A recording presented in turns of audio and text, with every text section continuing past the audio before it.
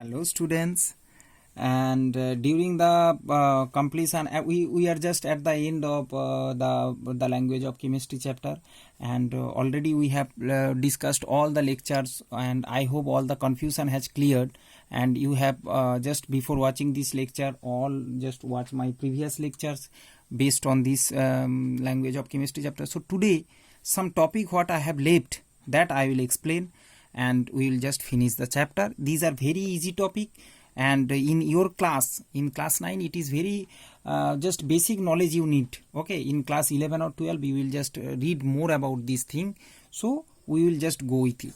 First topic is variable valency. What is variable valency? So students, you can see certain element exhibit more than one valency. That is variable valency. Very easy. Why this happens? Means due to the condition. Means you know that a reaction never happens in the room temperature. Not all reaction takes place at room temperature. Lots of condition it's need. Sometime high pressure, sometime high temperature. So if we change the condition, sometime element lose electrons from its penultimate cell. Penultimate means suppose nitrogen. Nitrogen has 7 atomic number, means 2 and 5. This is the electronic configuration. So you can see 2 here orbital structure. I have drawn the orbital structure of nitrogen 2.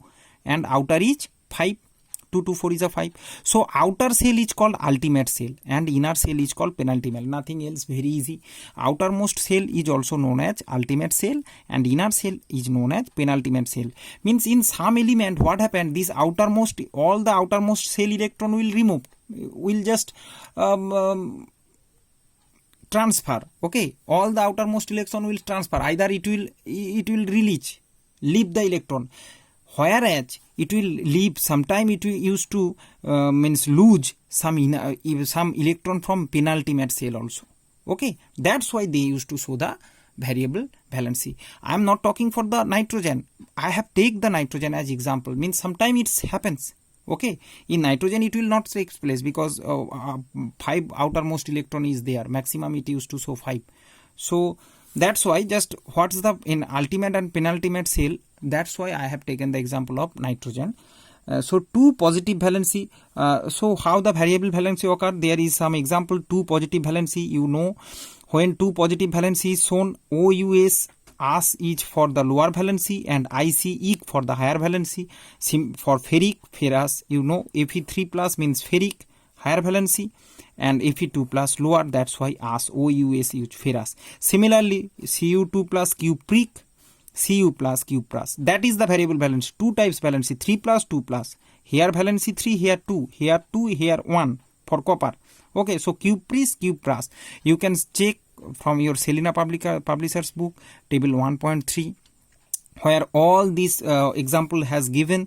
So Fe1 name of the compound you can write like that. FeO means ferrous oxide, ferrous. Okay, you can see oxygen used to 2 minus, so it will be 2 plus. 2 plus means ferrous oxide, or you can write it like that, iron 2 oxide. Okay, both name are correct. Iron present in 2 states, hence in bracket 2, Roman 2 oxide. Okay, you have to write Roman 2. So this is all about variable valency. Now students, another topic is calculate valency from the formula. Means calculate the valency from formula. Formula will be given, you have to calculate the valency. So it is very easy process. Only just one formula, one rule you have to remember. It is not present in your book, but I am saying just remember, always count the fixed valencies. When a compound will be given, maybe 2 or more element in that compound, so you count the fixed valency element first. Okay, so those are variable valency. If iron oxide is there, so you first count the electrons in charge in oxygen. If iron oxide has given, you count the charge in oxygen, then you balance it with iron. Understand? Then you understand whether iron is ferric or ferrous. But if you directly go to the iron, then you can't able to find it. Okay, whether it is ferric or ferrous, it will be problematic. So first you choose the element which has generally used to show one fixed valency. Okay, so just follow this instruction, then it is okay. So there is 2 method. First method you can see calcium fluoride, CaF2, fluorine used to 1. Okay, as it is 1, How many fluorine is there? 2 fluorine is there. So 1 means 1 into 2 means 2. That's why 2 fluorine means calcium will be 2. Okay. So you see fluorine is 1. 2 fluorine. Okay. So fluorine total negative charge is minus 2. And calcium will be plus 2.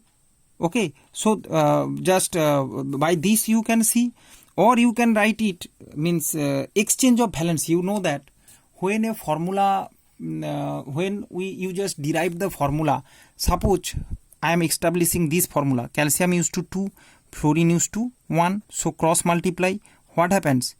Ca1 means Ca1, F2 cross multiply means this valency come here and it's here, so fluorine calcium take 1, fluorine means Ca F2. So simple reverse steps here takes place, means this valency will come here, you see, right, calcium and 2, and if we have write here and write in superscript here 2 and here 1, just alter the valencies, alter the whole numbers. Here calcium means 1, we write over at the superscript of fluorine, and these two write on the superscript of calcium. So if you see it fulfills, satisfied the original valency of calcium, we can see that original valency of calcium is 2, so means we can understand the valency, we calculate the valency.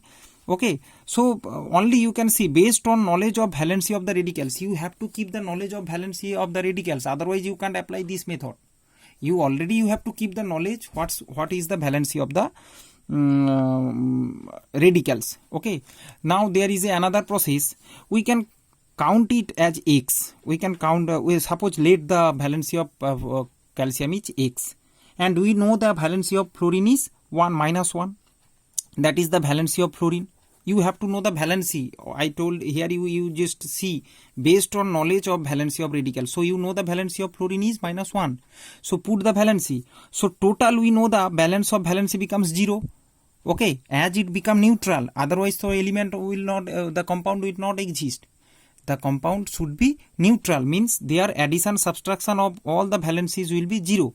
So 1 calcium, that's why CaF2 means 1 calcium, hence 1 into x, 2 fluorine, 2 into minus 1 is equal to 0.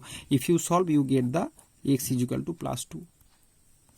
That means the valency of calcium is plus 2. Similarly, we have taken another example for NO2. Here it is very interesting, students. See, exchange the valency, 2 will come here at the superscript N and 1 will come here at the superscript of oxygen. So now you see, have you ever seen oxygen 1? No. So we have to satisfy the original valency of oxygen. How we will satisfy the original valency? Multiply by 2. We multiply 2 means here also we have to multiply 4. Now see, it satisfied the original valency of oxygen. As it is satisfied, so nitrogen become 4. So here the valency of nitrogen is 4, not 2.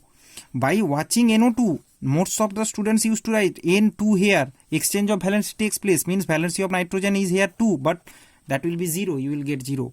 Valency at nitrogen dioxide, the valency of nitrogen is 4. Okay, and there is another method. We apply the method 2 here also. Let the valency x for nitrogen, let's x. I told you what used to, we will never take the element, count the element, those shows the variable valency. Okay, take the fixed valency. In these two element, you know that nitrogen used to show variable valency. It is 3, 4, 5, okay, whatever, variable valency. But oxygen fixed minus 2. Generally, it used to show fixed valency minus 2. So we take nitrogen, we let the nitrogen as x and oxygen minus 2. So 1 nitrogen NO2, 1 nitrogen 1 into x, 2 oxygen 2 into minus 2 is equal to 0. Total will be 0 and x is equal to come as 4. So plus 4. Okay. Plus minus you have to operate properly. Minus 2 means minus here. So minus will come here. So plus 4. X is equal to plus 4. And this is the valency of nitrogen. Here the valency of nitrogen is plus 4. I hope you understand, and I have right here fixed valency atoms. First you have to count it and you can easily solve them. Okay, and thank you very much. Next lecture will be naming certain compounds, very easy, and we will just finish this chapter. And today thank you. God bless you all.